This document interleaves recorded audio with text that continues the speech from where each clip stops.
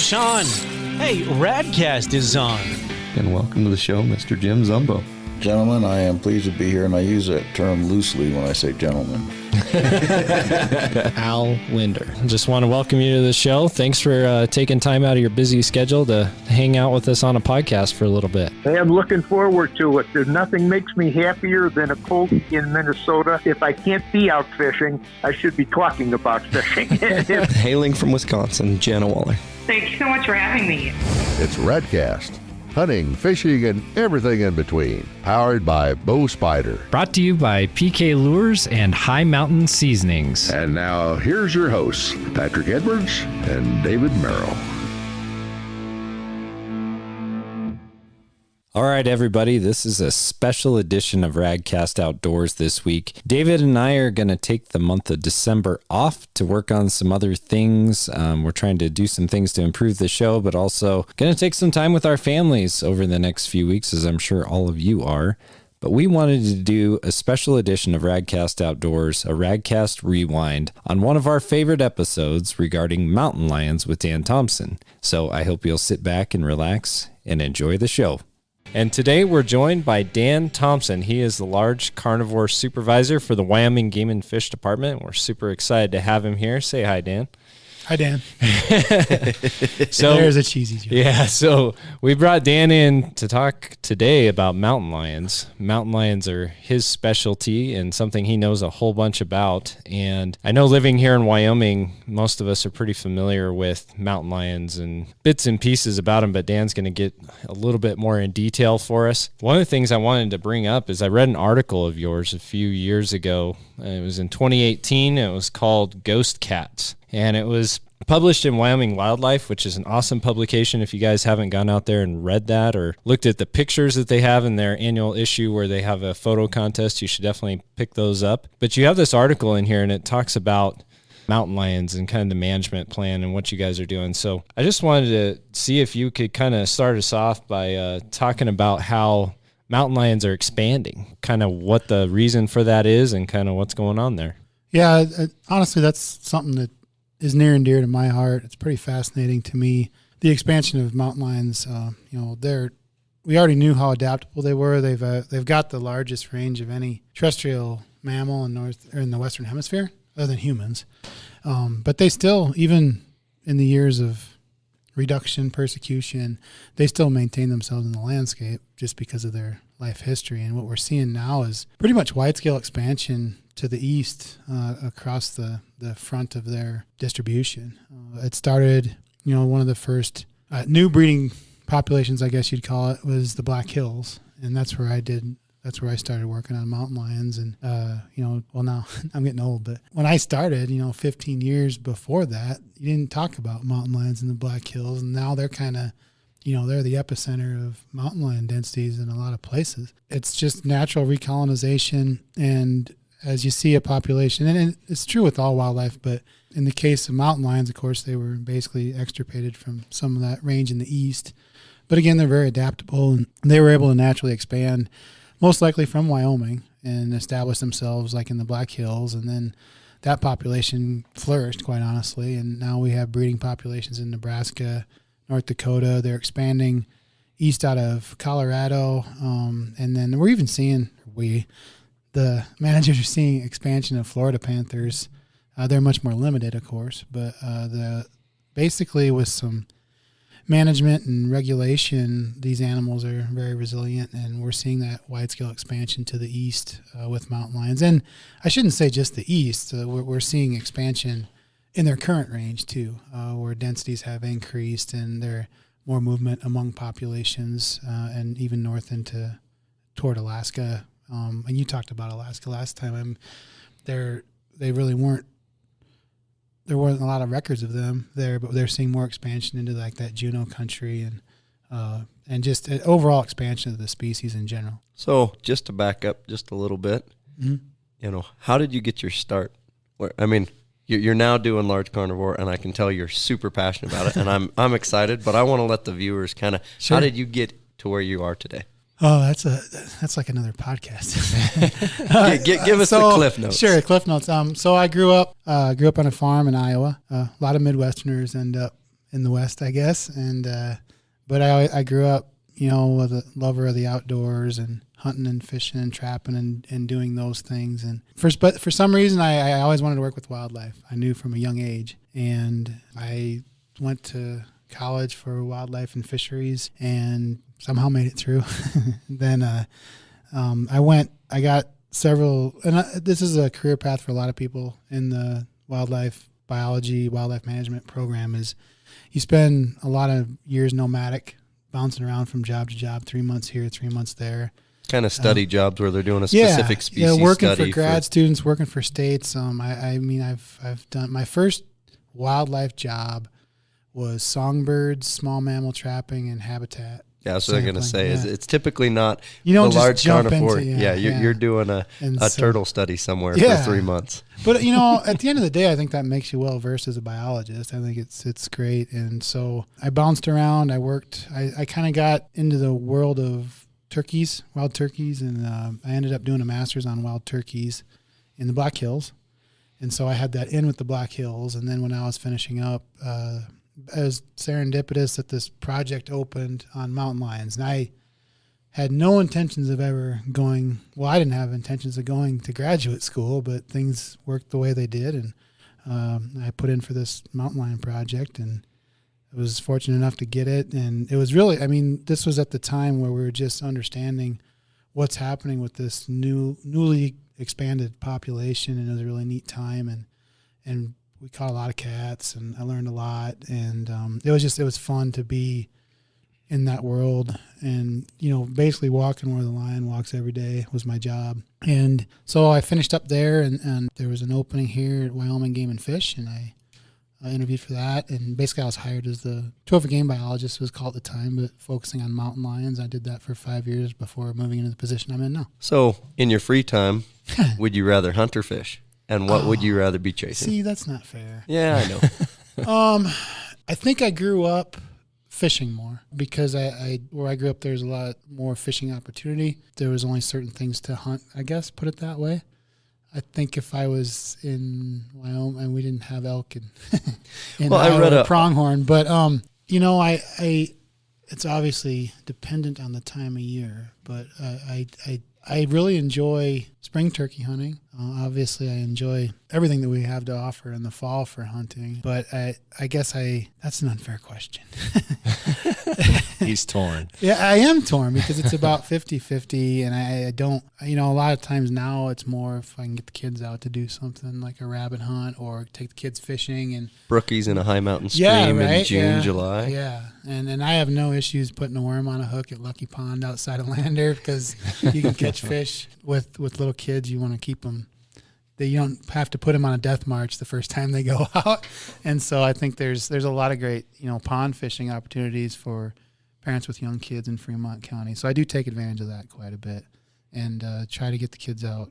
Rabbit hunting is what I started with, so that's what I do with them. I also just want to say congratulations. I saw you were one of the employees of the year for Game and Fish. I saw that in the magazine, and just wanted to say congratulations because that's a high award from the Game and Fish department. So it just shows that you truly are motivated by your job. You care a lot about what you're doing, and you're giving back too. So I think that part is really important, and you being here today kind of shows that you're giving back and have a passion for the subject matter. I do, and I mean an award like that's also more of a reflection of the people I work with and the crew in our Large Carnivore section. I mean, we're a close-knit family, quite honestly, and so I'd like to think of that as a reflection of the men and women in that as well too. So yeah, absolutely. Kudos to them. So I want to get back to these cats. You talked a little bit about how they've kind of been persecuted, killed off.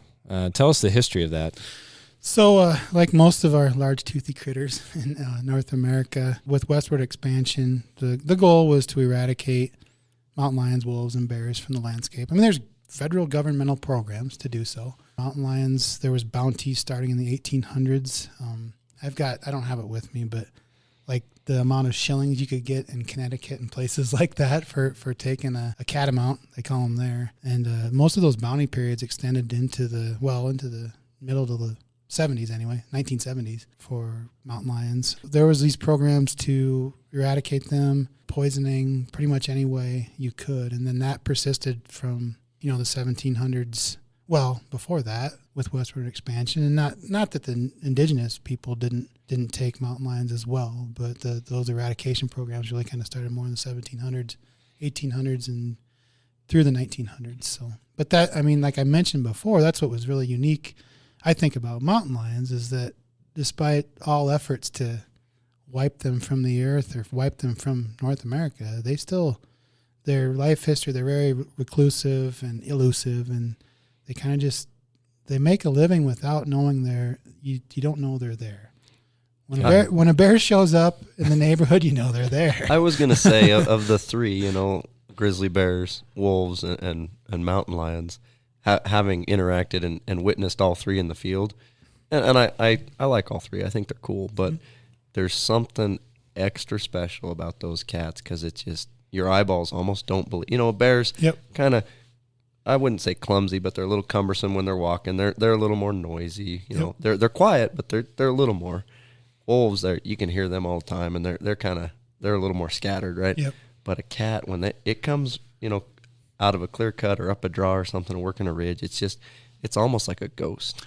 Well, and their whole life is built on stealth. Yeah, absolutely, and I think that's what invokes a lot of interest or fear with mountain lions, is that stealthy approach, and that a lot of times they are out there and you just don't know it. But definitely, I think you nailed it. Bears are not bumbling, but they're more deliberate, and in a different way. Mountain lions are very deliberate, but very quiet about what they do. And if you've seen a mountain lion, you almost have to, you stop and you look, and it takes your brain a second to recognize what it is, quite honestly. If you see a wolf, if you guys have seen a wolf, it's obvious. There's that's a wolf, and bears are bears, but you don't see mountain lions. It's rare enough that you almost your brain has to take a second to figure out that that's what you're seeing.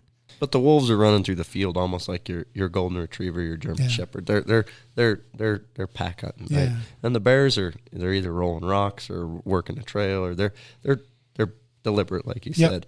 But the cats are just, they pause and they look back, and the tail twitches and the ear twitches a little bit, and you look, and then they spot you, or they just keep moving, and it's eerie. Yeah, it is. It's kind of there's almost a mystique about them that's, I think, pretty unique to most large cats. But I think, a solitary animal like a mountain lion, just it does have a different mystique to it than the other animals that we have in Wyoming. Yeah, and there's two predators that I always think about, especially when you talk about adaptability to their surroundings. And one is coyotes.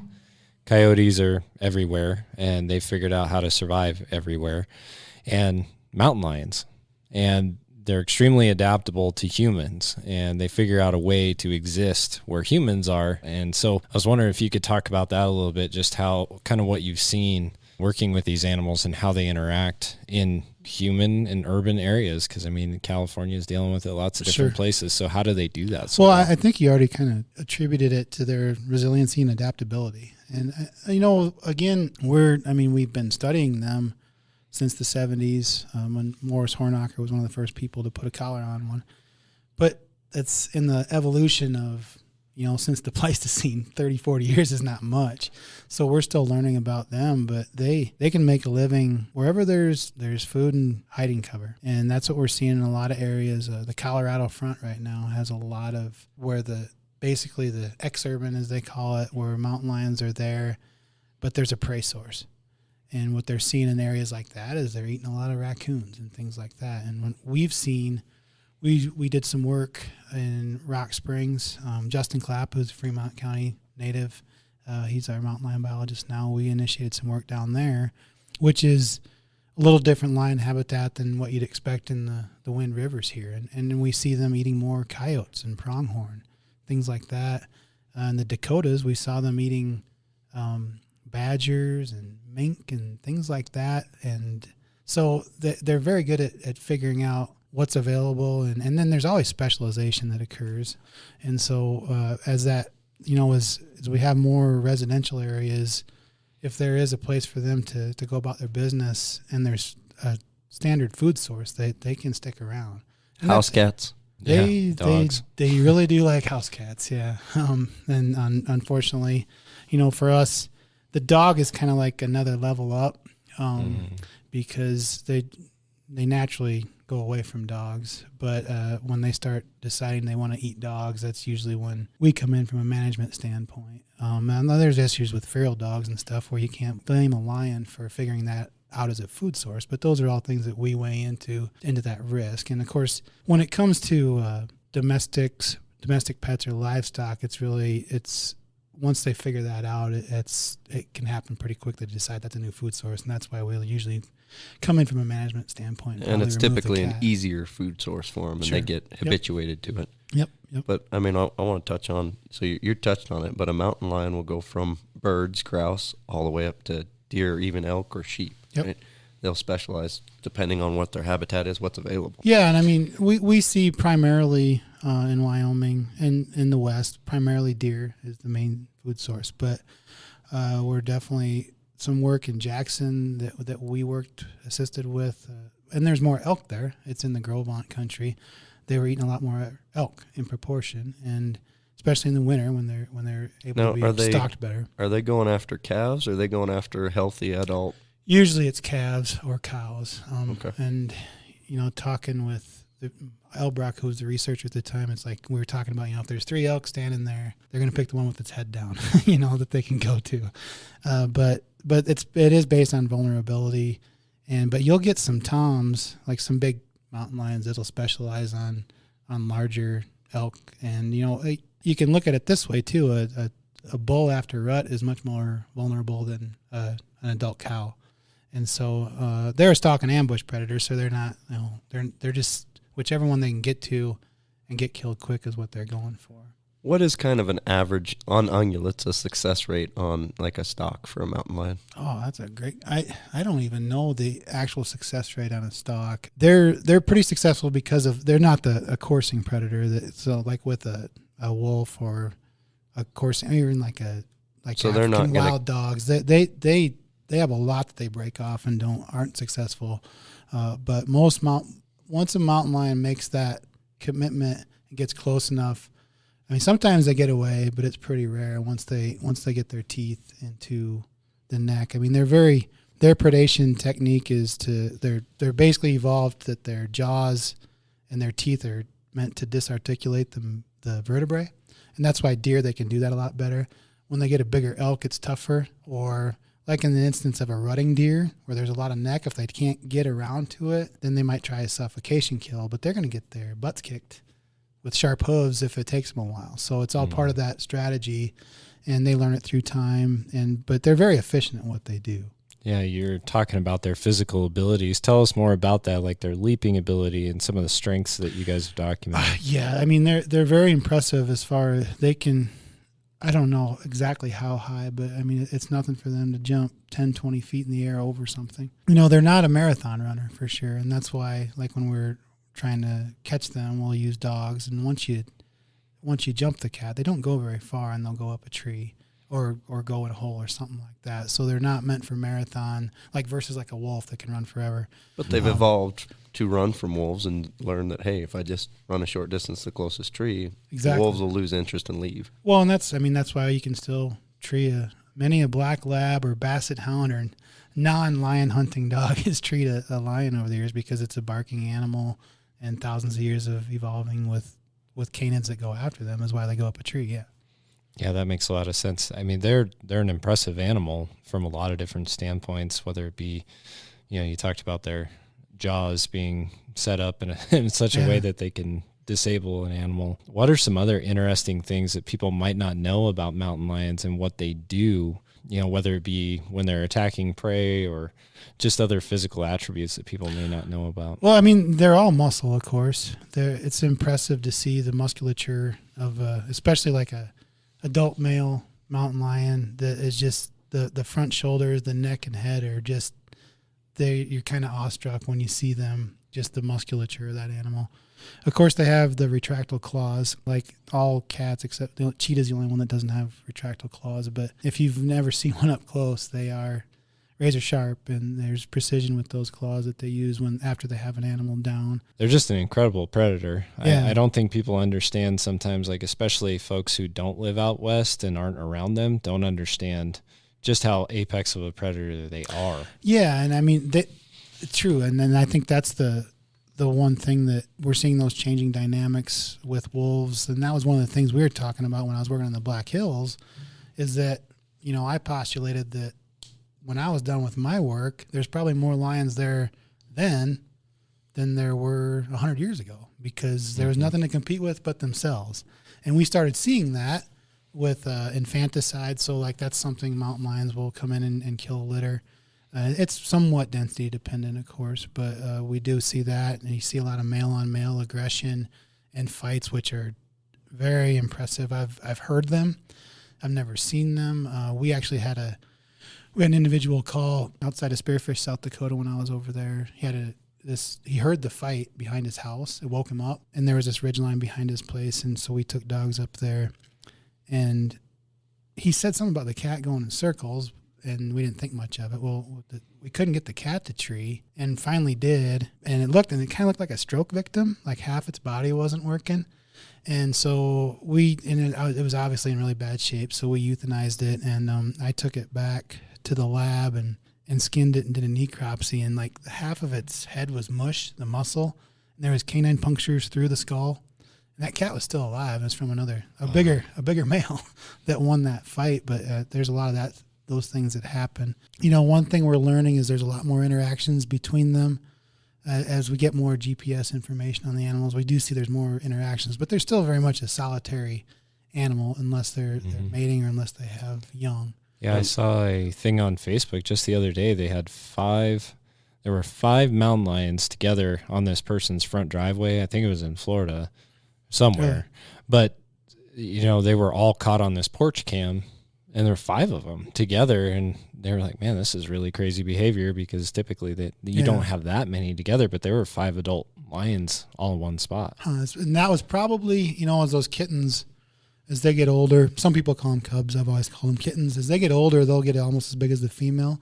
And a lot of those bigger groups we'll see is probably a female with 4 kittens like that. Okay. But we've seen, like there was with trail cams, and everybody's got a camera now in their pocket, and you get a lot more of these, like here's 9 cats together, and you can usually look at them and tease out, well, this is the female and 3 kittens, and this is a female and 4 kittens, and it's 2 family groups on a kill or something like that. But, the Black Hills is an area where I've got a picture somewhere of like 6 different tracks going forward, like at 2 times, and it's so...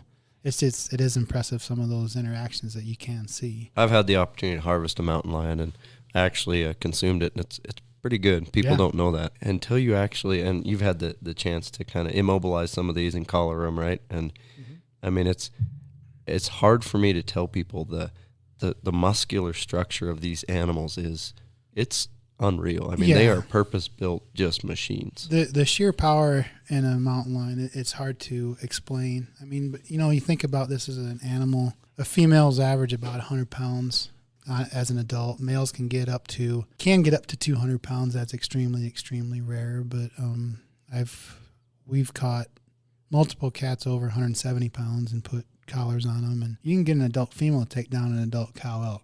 There's hundreds of pounds difference there. And then what's even more impressive is once they do it, then they'll drag it 200 yards like it's nothing.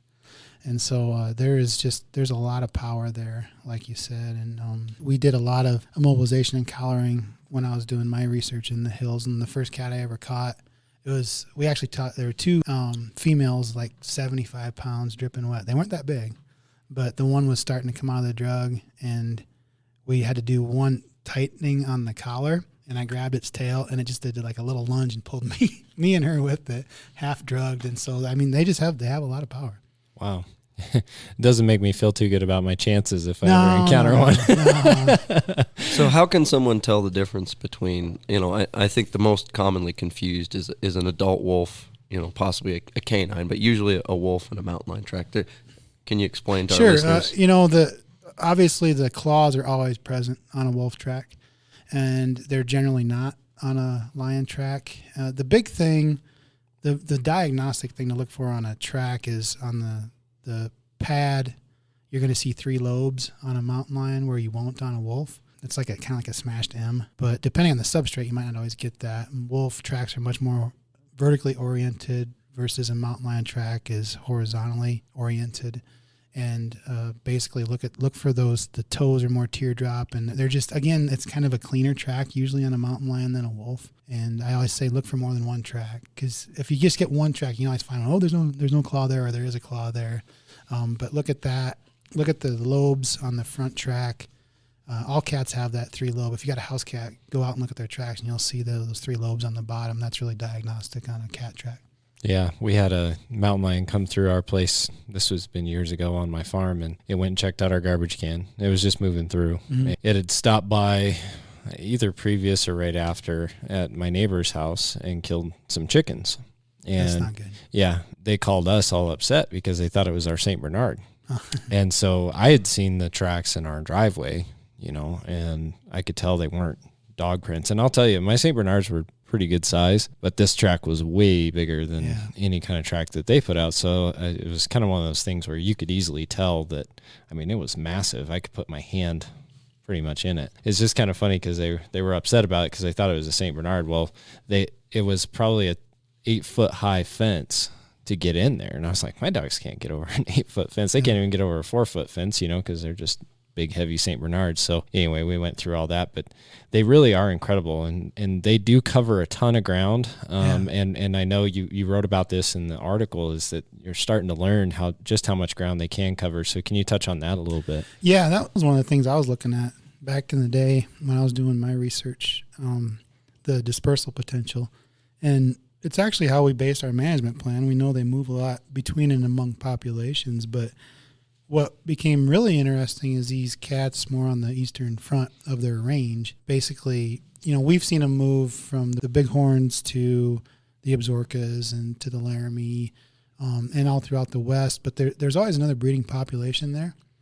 And so I guess my hypothesis was we had these cats leaving the hills, Black Hills, they'd go east, and they're going to find food, they're going to find habitat, but they're not going to find a female. And that's pretty much what drives any young cat, like any male of any species, I guess, is looking for, an ability to create progeny and get your genetics out there. And so we had mountain lions from the Black Hills. We had one male that traveled over 663 straight line miles is what we had. He disappeared, was hit by a train in Oklahoma. And so he wasn't done dispersing necessarily. And so that happened early on. And I thought, we thought it was a fluke, but we had several males over 500 miles dispersed from where they were born. And those were collared animals. So we had a point of origin and where they ended up. And a lot of them was like, this is the last point before their collar died or something like that. So they could have went further. There was a mountain lion that showed up in Connecticut that they got DNA on, that through DNA analysis, it was most likely a Black Hills mountain lion. So that's, I think it was 1,800 miles or something like that. And the newest thing, and obviously for true range expansion to occur, you need the females to make that jump. And usually the life history of a mountain lion is if a female has 2 kittens, one's a male, one's a female, the female will set up shop close to her mom, and the male will take off. That's regardless of density. We see it in most carnivores. In a high density situation like the Black Hills, we started seeing females make that jump and start dispersing. And so same cat I was talking about that I grabbed its tail and it pulled me with it, that cat actually dispersed and we lost track of it. We didn't know what happened, and we didn't get the collar off, so it was still wearing a collar. And like 12 years later, I get a call from Colorado Division of Wildlife about this mountain lion with a collar that was hit on the highway by Denver. And I said, we've been seeing it here a couple of years, like in the vicinity of this collared cat. Well, that was a female that dispersed from the Black Hills all the way basically to the eastern front by Denver and lived there her whole life. Wow. And so that's where you see that true range expansion occurring. So what is an average lifespan of a cat? They can live 10 years. We've seen them over 10 years old, 12, 13. That's pretty old, though. 10 is pretty old for a cat. They reach their prime. Females will start breeding about 3 years of age. And males, and like if you've ever been around mountain lions, like especially females basically once they get to that 2 to 3 year age, they don't get any bigger. But males bulk up through time. And so like when they're like 3 years old, they start bulking up in musculature in their neck and shoulders, and they try to start being a resident Tom. And that's where we see these fights. Like a lot of 3-year-old Toms lose To a the fights. 7-year-old. Yeah, exactly. To a 7-year-old Tom, because they think they're big enough, but those 7-year-old Toms have been around the block. So it's like a 21-year-old at a bar challenging a 35-year-old. Quite honestly, yeah, it is. And you see those, when that was one thing we saw in a high density population. Those old Toms, 6+, 6 to 10 faces were all tore up, and they earn their living for sure. You wrote about the story that made national news. There was a cat that actually attacked a guy up by Cody, I believe it was. And it was pretty desperate, I think, at that point. And it was probably from wear and tear, I would guess. I mean, maybe you can tell the story and it was really unique. There was a guy cutting wood with a chainsaw, and the cat attacked him, and he hit it with the chainsaw to knock it back. And, tough Wyoming guy, that was weird, and went, slept in his camper, called us the next day, and I wasn't involved with the actual capture or anything, but so it was like, well, we need to find this cat, and Luke Ellsbury, who has hounds that works for us, and Cody ran it, and we got it in a tree and could see there was something wrong with it and euthanized it, and I think it had a broken leg or something like that. And it's really rare for them to do something like that, obviously. And so, but that particular situation, it was that in need of something. It went after a guy with a chainsaw, which is not a smart move, I guess. Yeah, and I guess just talk a little bit more about interactions with humans, because they're not common. Yeah. And so, could you talk about that just a little? Sure. We don't see a lot of dangerous encounters between mountain lions and humans, at least when compared to like grizzly bears or something like that.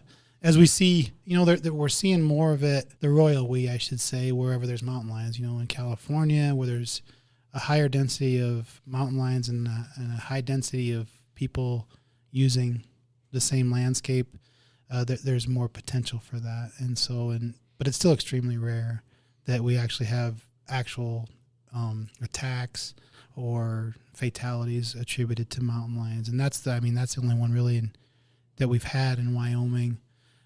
But we do see issues with mountain lions is more livestock depredation with sheep. And they generally they're not much of an issue with other livestock, quite honestly. It happens, but it's pretty rare.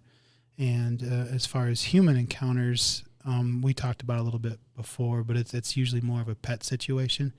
And if they become habituated and start deciding that they want to live in town, then it's a recipe for that. Those things can escalate pretty quickly. And so those are usually what we'll see with dogs and things like that. As a bow hunter, my encounters have been, I'm mimicking elk, making elk vocalizations, very quiet, very still, right? They always sneak up behind me. Yep. And you never know. All of a sudden the hair on the back of my neck stands up, and I just kind of look, and more than once, 50 yards behind me, you like get a tail flick or something. Like, there's a cat right there. But you don't hear them. No, and they do. They sneak in. I've had bobcats come in on me turkey hunting, actually, when I was in Missouri. But yeah, they will come in on that. And honestly, they are a curious animal. And they sometimes will walk up to you to see what you are if they're not sure. But that's not necessarily threatening. But I'm not going to tell anybody what their threshold of comfort is when they're with the mountain lion until you've worked with them. So, but generally they kind of know not to mess around with people, and that's why when they do, we react quite swiftly. They have a pretty wide range of vocalization as well. Yeah, they do. They don't vocalize as much as people think. We get a lot of calls. There's a cat screaming behind my house. A lot of times it's not, but yeah, we had a situation. We were trying to capture a family group in the Gros Ventre, and so we had cage traps out, and when we were doing it for research, we'd sit on them all night, and we had triggers to tell us when. And at 1 in the morning, both traps closed, and so we went up. We would just snowshoot up to them, and we're going to work them up, make it happen quick. Well, there was 2 different family groups there. We caught the female of the one family group and a 6-month-old kitten of the other family group. And so they actually walked around us, and they were vocalizing to each other. They kind of do these chirps and whistles. And that was really neat to be part of. I mean, we worked them up really quick and set them on their way. But it was, to hear the kittens do a real whistle And some of the vocalizations of females are a lot like a cow elk calling her calf. So I think there's some things that are going on there too. But there is kind of a neat little communication that occurs. It's pretty quiet just between, especially a maternal female and her kittens. Yeah, what's the statistics on how many kittens they have typically? So like a nationwide average is 2 to 3, just like 2.7 I think is the average, and that's pretty much what we see here. Once a female I think comes into her prime, they're usually having about 3 kittens, and usually about 2 of those will survive. Okay, yeah, that was something I wanted to ask, is how many of them actually make it to adulthood? So it's usually 2. Yeah, it depends. I mean, it's a 60 to 70% survival depending on where you're at. I mean, certain areas have lower survival, of course. But they're usually that 50 to 70% survival of kittens, and that's why they have 2 to 3. And they're kind of unique in that they can breed any time of the year, and so you don't have that. They're all born in the spring, like canids or like even bobcats, and so there's definitely a birth pulse in late summer, early fall, which probably mimics when those cats are coming of age. There's also neonates dropping on the ground, so there's more food for them. But we've definitely documented kittens year round, anytime, any month of the year. So one of the questions that a lot of people have is, how do I react if I do come face to face with a mountain lion? Because it is different than with bears. So can you talk about that a little? Yeah, absolutely. So as with everything, do not run. I know that's a basal instinct, is to run. With a mountain lion, you want to keep it in front of you, talk firmly, and because like I mentioned before, they instinctively know not to mess with people. I mean, honestly, with the amount of people and mountain lions we have in the western U.S., if they wanted to, it would be a different situation. It'd be like Zabo lion type of situation. But they just know that we're the dominant to them. I think you touched on one part is when they go to predate on an animal, they want it looking away and down. And so if you can maintain that eye contact, they become uncomfortable. Well, and it's keeping them in front of you. And honestly, it's letting them know you're not a prey. You're not potential prey for them. And so that's why, and we do workshops throughout the state, and we have a lot of information on our website and things like that about being safe in lion country, because lions are they're the ubiquitous carnivore in the state. You can run into one anywhere. And so, and there's never a ton of them, but there's the potential. And so the big thing is like you said, keep them in front of you, don't run. And sometimes it might be a surprise encounter. They're literally trying to figure out what you are. I had one when we were trying to figure out if this female had kittens, and I was sneaking in on her. She had a collar on her, and I came up over a ridge. I stepped on a twig, and I didn't know she was right there because it was on the other side of a ridge, and she was like right there. And I stepped on this twig, and then she went up and like at 30 yards turned and put her head down and came straight at me. And so like we say, make yourself look big, talk loudly, and I made myself look big and yelled a few expletives at the time. And but the second I did that, because she didn't know what I was, and she did have kittens actually at the time, and I threw my hands up in the air and I said some things, and she picked her head up and went the other way. And so that's the one thing. I know it sounds silly, but make yourself look big. Show that animal that you're not a deer. You're not something that they would normally want to have for supper, and they're going to go about their way the strong majority of the time. So coming from Oregon, there's some pretty strong emotions and feelings around cats. I mean, especially in, some of the quick stats, I know that their target management objective is somewhere around 4,000 cats, and the latest numbers are 9,000 cats in the state. But I kind of, without getting very controversial, I just want to shed some light on running cats with dogs and trapping cats, right? Because have you done any, leg hold traps where you've, worked a cat up and then turn around and let it loose? And I mean, because there's this stigma that leg hold traps are, instant death. And there's a stigma that, if you treat a cat with dogs, you've basically, somehow irreparably damaged that cat. Sure. And I mean, the go-to method of catching a mountain lion is dogs, trained dogs. Then there's all kinds of different dogs that you can use, but generally some form of hound or cur or combinations of those are used to basically track the animal. Like I mentioned before, the actual capture part doesn't take that long. Again, a mountain lion can travel 20 miles in a night. When you set out on a track, you're always seeing how fresh it is first. And if you let the dogs loose, they're going to run it. But until they actually jump the cat, you might go 9 miles and 9 9/10 miles and then jump the cat and it's going to go 300 yards and then go up a tree. So that part is actually not very stressful on the animal itself. There's a study done here in Wyoming, Fred Lindsay, when he was still here, to look at the stress hormones from running cats and whether it was negatively impacting them, and it wasn't, unless you ran a cat multiple times in one day. So it's actually not impacting that animal overall to run it with dogs, and otherwise we wouldn't use it for research, obviously. And there's a lot of houndsmen out there that are selective and they just want to run their dogs, and they'll tree a cat and pull their dogs off, and cat waits and comes down the tree. I mean, some cats get aggressive in the tree, but honestly, a lot of them look bored up there. Like, when are you going to pull the dogs and just leave me alone? That's just not, it's a tried and true method. And obviously we're not going to do anything if it's from a monitoring or research standpoint. We're not going to do anything to overly stress the animal. And it's a really good method to at that point, when the cat's up the tree, you'll dart it, sedate it, right? Mm-hmm. Yep. Work the cat up, and you're doing it in minutes, not hours, and then you're gone. Yeah. And the drugs that we're using for mountain lions might take about an hour, but that gives you time to get all the information. I mean, I'm a big proponent, if you have an animal in hand, you take everything you can. That's not invasive to the animal. We'll take blood, obviously, and get genetics, but you can learn a lot about the overall population by every animal you catch, and that's why we do that. But yeah, from a hunting standpoint, the use of dogs is a tried and true method. It's, I guess, controversial to some people, but there's a lot of bird hunters out there that use dogs as well, and it's a lot different than going out and beating the bush. And I would hyposit, if you're the guy on the ground running behind those dogs, it's not just drive down the road, open the truck, and it's an all day or all weekend endeavor, and you may not get it done. Yeah, and now you asked about that, how many successful times a mountain lion makes a kill. There's a lot of those, you turn the dogs loose, and after I don't know how many miles and how many thousands of feet in elevation changes, you end up not getting to that cat and bringing the dogs back. So that happens a lot too. But I mean, for me, whether you're doing it on foot, tracking where they go, or with dogs, you learn so much about the animal by going where the animal goes. And that was one thing that's how I learned so much about mountain lions, is we had all these cats had radio collars, but it was the old school VHF where you had to go out and find them.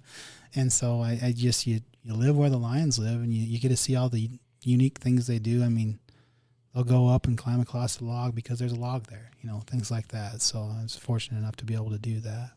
If you had to give advice to folks who actually want to hunt for these animals, because I know there are a lot of people who get excited about it, what would you give them as far as advice on how to target them? Obviously, dogs sounds like a good way to go. Yeah. I mean, if you know someone that has trained hounds, that's a really good way. I mean, that's 90% of our harvested lions are with dogs. And if you don't want to go that route, I mean, we talked about you're going to find lions in rough terrain where there's especially deer and elk, and know what those tracks look like. It's always good to go out after a fresh snow and look for tracks.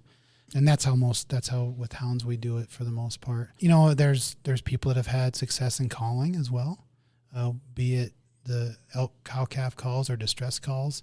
You can get calls now that mimic or that are recorded mountain lion calls. I've tried those. I haven't had much success myself, but you can use a lot of different calling strategies, especially if there's a high density. If you can find a kill, that's, if you're really willing to do a lot of hiking on tracks, eventually you're going to find a lion kill. And if you can wait on that, there's going to be a mountain lion close. The kills I have found, it seems like, they'll go ahead and go for those internal organs first, especially the liver. Yep.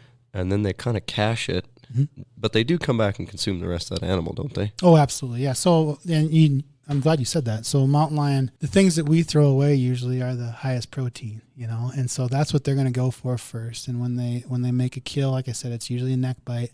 They're very clean when they make a kill. We do a lot of verification of what killed this or that, and whether it be native prey or livestock, things like that. And so all the different carnivores have very typical ways of killing their prey. Mountain lions are very clean. On the neck or generally at the base of the skull, but sometimes neck, and sometimes they'll crush a skull on a smaller animal, but you don't see any of the business on the legs or the hind end like you do like with a canid or something like that, or like a bear's along the dorsal midline. But then they'll go in, they'll open up the rib cage, they'll take out the rumen first, and that you'll find that somewhere close to the kill off by itself. but then they'll eat those internal organs right away. It depends on every animal, time of day, whatever. They might take that front shoulder a little bit, but they'll cache it. They'll drag it to a place that's not going to attract other avian scavengers especially, and they'll cache it up, and in usually 2 to 3 days they'll have it cleaned up. So for the livestock ranchers, I mean, if they get a kill, kind of like Patrick's misidentification with his canines, is you really kind of got to do the necropsy to determine what it was, right? Well, and call us. Yeah. I mean, that's what our job is, and we're always available, and give us a call. And because we do have a compensation program, if it's from a bear, wolf, or lion in certain areas, we're going to pay you compensation if it was done. And it's a very equitable program. And yeah, just get a hold of us, and we'll come look at it and tell you what we can do. But I mean, tracks is one way, but you could have multiple predator tracks around the carcass, and you really kind of got to come out and have a specialist come out and determine how it happened. Absolutely. And we see that a lot, in Northwest Wyoming, where we've got them all. And there's always going to be a bear on a dead carcass. You just got to determine if it was scavenging or if it killed it. And so that's why we'll do that.